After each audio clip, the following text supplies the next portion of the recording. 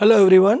Namaste students. I am your physics teacher Sudeep Mehta और बच्चे मुझे प्यार से सुदीप सर बोलते हैं.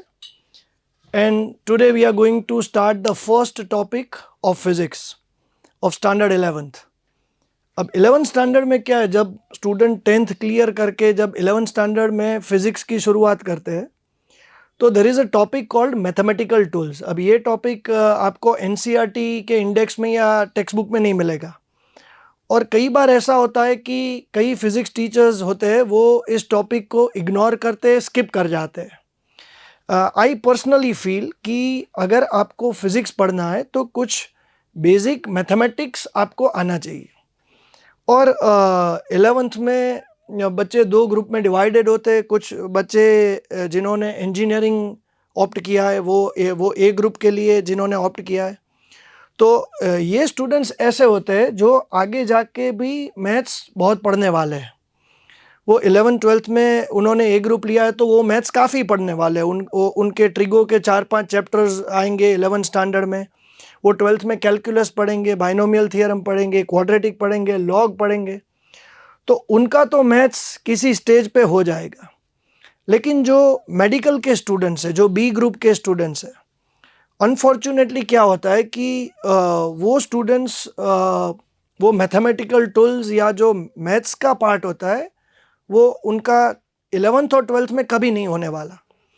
तो it is very very essential कि ये जो स्टूडेंट्स हैं वो भी थोड़ा बेसिक मैथ्स जान ले और उनको फिज़िक्स में काफ़ी फ़ायदा होगा. अब जब हम ये टॉपिक पढ़ेंगे तो देर आर फ्यू थिंग्स जिसकी मुझे आपको क्लैरिटी करनी है. देखिए 2 साल का जो मैथ्स होता है वो बहुत ही रिगरस होता है और उसके कंपैरिजन में हम जो करने वाले हैं वो आप मान के चलिए कि 2-3 घंटे का मैथ्स करने वाले हैं. Now this is very very small in comparison to the total maths that 11th and 12th standard A group students are going to study. तो जब हम इस मैथ्स को पढ़ेंगे, जैसे मान के चलिए कि अभी हम ट्रिग्नोमेट्रिक आइडेंटिटीज करने वाले हैं, तो ट्रिग्नोमेट्री के 11th स्टैंडर्ड में 4 चैप्टर आते हैं और 12th में इन्वर्स ट्रिग्नोमेट्रिक फंक्शंस एक चैप्टर आता है. तो इतना तो ट्रिगो हमको नहीं करना है, हमको तो खाली वही पोर्शन करना है जो हमारे काम का है, जो फिजिक्स में कहीं ना कहीं आता है, उसका यूज़ होता है. सेम वे आगे जाके मैं इसी लेक्चर में डिफरेंशिएशन और इंटीग्रेशन करवाऊंगा. तो डिफरेंशिएशन और इंटीग्रेशन जिसको कैलकुलस हम बोलते हैं वो भी इतना वास्ट है कि जो मैथ्स के स्टूडेंट्स हैं वो तो इसको आप मान के चलिए कि 6 से 8 महीने तक पढ़ने वाले हैं. मतलब एक टीचर डेडिकेट किया जाता है कैलकुलस पढ़ाने के लिए. तो यहाँ पे हम जो डिफरेंशिएशन और इंटीग्रेशन जो पढ़ने वाले हैं वो तो बहुत ही बेसिक रूल्स है. आप जो भी आज इस लेक्चर में आप पढ़ने वाले हो उसको आप यही मान के चलो कि ये किसी गेम के रूल्स है. जहाँ जहाँ पर भी लॉजिक यूज़ करना पड़ेगा, लॉजिकली जो चीज़ एक्सप्लेन की जा सकती है इस स्टेज पे, वो मैं आपको करूँगा. लेकिन कुछ चीज़ें ऐसी होगी कि जो आपको गेम के रूल्स की तरह ही इनको याद रखना है. फाइन. आप कृपा करके एक क्वेश्चन रेज ना करें कि ये कहाँ से आया. खाली आप ये मान के चलिए कि अगर कुछ ऐसा दिया गया है तो उसको इस तरह से हैंडल करना है. तो आपको कंफ्यूज्ड नहीं रहना है इस स्टेज पे. एक बार आपके मैथमेटिकल टूल्स स्ट्रांग हो जाएंगे तो फिजिक्स में वो अलग अलग जगह पे आएंगे और आप उसको हैंडल कर पाओगे.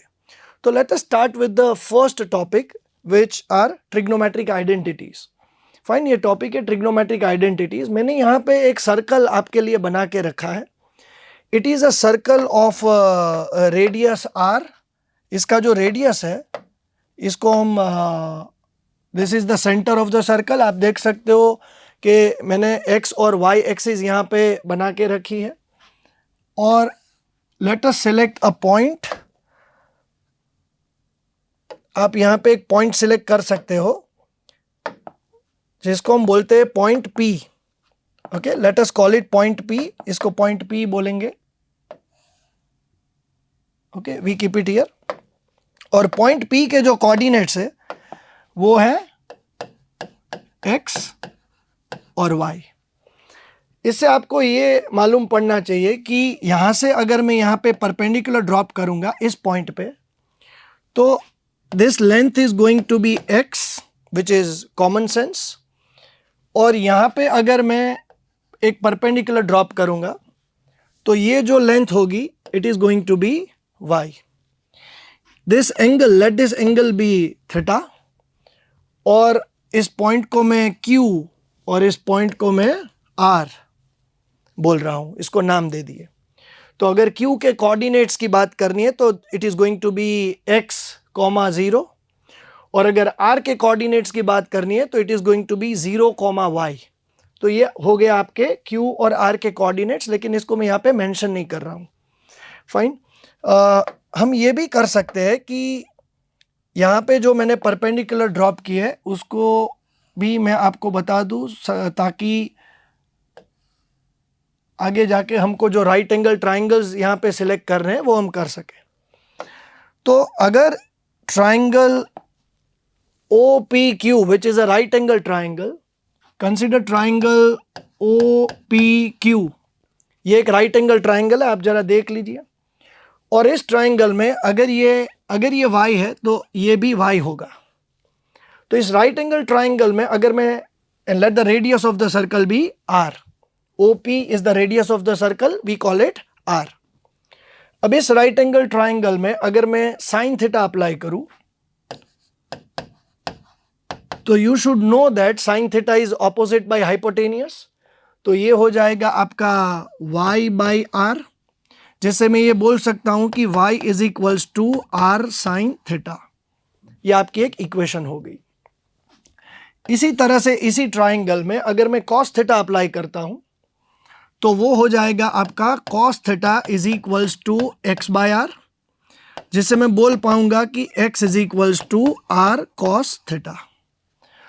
तो आपके दो इक्वेशंस बन गए, y is equals to r sine theta and x is equals to r cos theta. अब मैं इसका जो रेडियस है उसको मैं 1 अज्यूम कर रहा हूं. Let the radius of the circle be 1. इसको 1 लेने की वजह से ये एक यूनिट सर्कल बन गया. जिसका रेडियस 1 है उसको हम एक यूनिट सर्कल बोलेंगे. अब आपको क्वेश्चन रेज हो सकता है कि 1 मतलब 1 क्या, 1 सेंटीमीटर, 1 मीटर, इसमें हमको नहीं पढ़ना है. It is a unit circle, इसका रेडियस 1 है. Fine. So I am specifying here that it is a unit circle. A circle whose radius is 1 is called a unit circle. तो अगर मैं ये r is equals to 1 यहाँ पे substitute कर रहा हूँ तो मुझे मिलेगा y is equals to sin theta and x is equals to cos theta. ऐसी मुझे दो इक्वेशंस मिली. अब इसका इंपॉर्टेंस ये है कि हमारे पास 4 क्वाड्रेंट्स है. सभी बच्चों का बेसिक कोऑर्डिनेट ज्योमेट्री ठीक होना चाहिए, मतलब 10th लेवल का. तो हमारे पास 4 क्वाड्रेंट्स है, क्वाड्रेंट 1, 2, 3 एंड 4. अब जिस क्वाड्रेंट में x और y की जो भी साइन होगी, मान लीजिए किसी क्वाड्रेंट में x और y दोनों पॉजिटिव है, या किसी क्वाड्रेंट में दोनों नेगेटिव है, या एक क्वाड्रेंट ऐसा है जहां पे एक पॉजिटिव है और एक नेगेटिव है, तो जो भी x और y की साइन है वही साइन आपकी cos थीटा और sin थीटा की होगी. जैसे कि आप फर्स्ट क्वाड्रेंट कंसीडर करें तो फर्स्ट क्वाड्रेंट में x और y दोनों पॉजिटिव रहेंगे. आपके x और y दोनों पॉजिटिव होने की वजह से your cos theta, because your x is positive, your cos theta is going to be positive, and because your y is positive, your sin theta is going to be positive. तो आपके x और y दोनों positive होने की वजह से आपका cos theta और आपका sin थीटा दोनों इंडिविजुअली पॉजिटिव हो जाएंगे. अब जब cos और sin पॉजिटिव हो जाते हैं तो sin का रेसिप्रोकल cosec और cos का रेसिप्रोकल sec वो दोनों भी पॉजिटिव हो जाएंगे, because sec is 1 upon cos and cosec is 1 upon sin. तो वो दोनों भी पॉजिटिव हो जाएंगे, और दोनों इंडिविजुअली पॉजिटिव होने की वजह से आपका जो tan थीटा और cot थीटा है, your tan theta is the ratio of sin theta two cos theta and your cot theta is the ratio of cos theta two sin theta. तो वो दोनों भी पॉजिटिव हो जाएंगे. मतलब कि फर्स्ट क्वाड्रेंट में सब ट्रिग्नोमेट्रिक फंक्शंस आपके जो है साइन, कॉस, कोसेक, सेक, टेन और कॉट, वो सब पॉजिटिव हो जाएंगे। तो इसको मैं यहाँ पे हाईलाइट कर रहा हूँ कि ये जो फर्स्ट क्वाड्रेंट है उसमें सारे ट्रिग्नोमेट्रिक फंक्शंस आपके पॉजिटिव रहेंगे। आपका जो सेकेंड क्वाड्रेंट है उस सेकेंड क्वाड्रेंट में आपका x नेगेटिव है और आपका y पॉजिटिव है। तो आपका x नेगेटिव हो गया, मतलब आपका जो cos थीटा है वो आपका नेगेटिव हो गया। cos नेगेटिव होने की वजह से आपका जो sec थीटा है वो भी नेगेटिव हो गया। पर आपका y पॉजिटिव है, उसकी वजह से आपका जो sin थीटा है वो सेकेंड क्वाड्रेंट में पॉजिटिव रहेगा। और sin पॉजिटिव होने की वजह से उसका रेसिप्रोकल मतलब जो cosec है वो भी पॉजिटिव हो जाएगा। अब दो में से एक पॉजिटिव है साइन थीटा और एक नेगेटिव है कॉस थीटा। मतलब हम जब रेशियो लेंगे tan theta which is the ratio of sine to cos, या तो cot theta which is the ratio of cos to sine, तो वो रेशियोज आपके नेगेटिव हो जाएंगे। मतलब सेकेंड क्वाड्रेंट में साइन और कॉसेक दो ही पॉजिटिव रहेंगे। तो यहाँ पे मैं मेंशन कर रहा हूँ S represents sine and it is implied and understood कि अगर साइन किसी क्वाड्रेंट में पॉजिटिव है तो कॉसेक भी पॉजिटिव ही रहेगा। अब थर्ड क्वाड्रेंट की बात करते हैं। थर्ड क्वाड्रेंट में x और y दोनों ही नेगेटिव है। तो अगर x और y आपके दोनों नेगेटिव हो गए तो इंडिविजुअली cos थीटा और sin थीटा नेगेटिव हो गए, उसके रेसिप्रोकल भी नेगेटिव हो जाएंगे, मतलब cosec and sec। But because both of them are negative, जब आप उसका रेशियो लेंगे to find tan theta and cot theta, तो वो रेशियो आपके जो टेन और कॉट है वो पॉजिटिव हो जाएंगे।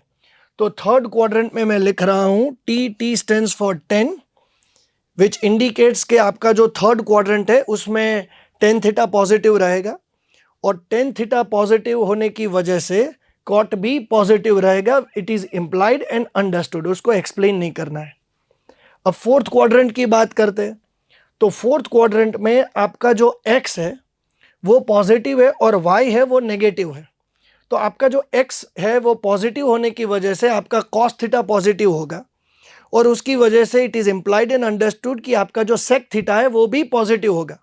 लेकिन sin नेगेटिव है तो आपका cosec नेगेटिव हो जाएगा। और जब हम रेशियो लेंगे tan थीटा या cot थीटा फाइंड करेंगे तो आपका cos पॉजिटिव है लेकिन आपका sin नेगेटिव है, तो आपका जो रेशियो होगा tan थीटा या cot थीटा वो नेगेटिव आएगा। तो जो फोर्थ क्वाड्रेंट है उसमें we mention it as C, जहां पे cos थीटा आपका पॉजिटिव रहता है। और इसको ऐसे याद रख सकते हैं, it is remembered as all STC। आपको इसको ऐसे याद रखना है, ऑल STC, मतलब कि जो this is the way to remember, मतलब कि जो फर्स्ट क्वाड्रेंट है उसमें सारे ट्रिग्नोमेट्रिक फंक्शंस पॉजिटिव है। आपका जो सेकेंड क्वाड्रेंट है S स्टैंड्स फॉर साइन, और साइन पॉजिटिव है तो कॉसेक भी पॉजिटिव रहेगा। आपका जो थर्ड क्वाड्रेंट है उसमें टेन पॉजिटिव है, वो पॉजिटिव है इसलिए कॉट भी पॉजिटिव रहेगा। और आपका जो फोर्थ क्वाड्रेंट है उसमें कॉस पॉजिटिव है, कॉस पॉजिटिव होने की वजह से आपका जो सेक थीटा है वो भी पॉजिटिव रहेगा। तो remember this as all STC। Fine. तो ये इस वीडियो में आप खाली इतना ही समझ ले, ये आपके लिए काफ़ी है। इसके नेक्स्ट वीडियो में मैं कुछ और ट्रिग्नोमेट्रिक आइडेंटिटीज़ आपके साथ डिस्कस करूंगा। फाइन। और इसको इसी टॉपिक को लेकर हम आगे बढ़ेंगे। Thank you.